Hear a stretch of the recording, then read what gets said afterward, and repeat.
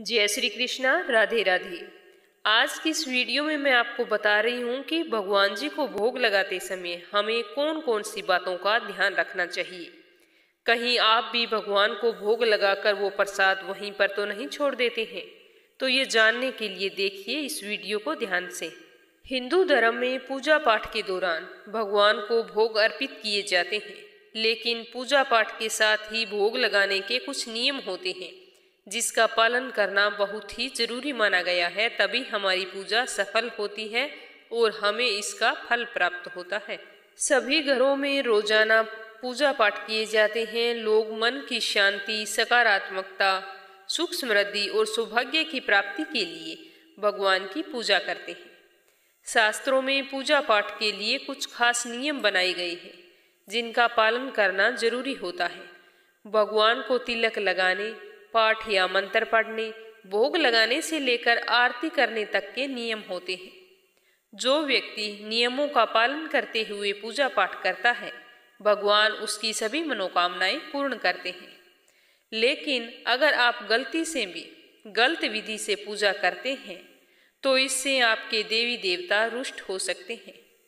शास्त्रों में भगवान को भोग लगाने के नियमों के बारे में बताया गया है।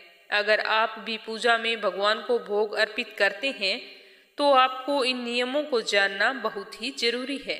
कुछ लोग भगवान को भोग लगाने के बाद प्रसाद वहीं पर छोड़ देते हैं, जो कि बिल्कुल गलत होता है। इससे आपको भगवान की कृपा प्राप्त नहीं होती, साथ ही इसका नकारात्मक प्रभाव भी आप पर पड़ता है। जब भी आप भगवान जी को प्रसाद चढ़ाएं तो सीधे जमीन पर ना चढ़ाएं, साथ ही सीधे भगवान के पास प्रसाद को ना रखें। प्रसाद को हमेशा सोना, चांदी, पीतल या फिर धातु के पात्र में रखना चाहिए। इन धातुओं को सनातन धर्म में पवित्र और शुद्ध माना जाता है। इसके अलावा आप केले या पान के पत्ते पर भी प्रसाद चढ़ा सकते हैं। भगवान को भोग लगाने के बाद उस भोग को वहीं पर नहीं छोड़ना चाहिए। पूजा पाठ संपन्न होने के बाद तुरंत प्रसाद को वहां पर से उठा लेना चाहिए। जो भोग हम भगवान को लगाते हैं उस भोग को गाय को दे देना चाहिए। कुछ लोग भगवान को चढ़ाया हुआ प्रसाद कई दिनों तक वहीं पर पड़ा रहने देते हैं। ऐसा करना शुभ नहीं होता। ऐसा करने से भगवान आपसे नाराज हो सकते हैं। मान्यता है कि यदि आप भगवान के पास प्रसाद को छोड़ देते हैं तो इससे चंडेश्वर, चंडासु और चंडाली जैसी नकारात्मक शक्तियां आ जाती है, जिसमें रोजाना घर में लड़ाई झगड़े, व्यापार में घाटा, इस तरह की बाधाएं आने लगती है।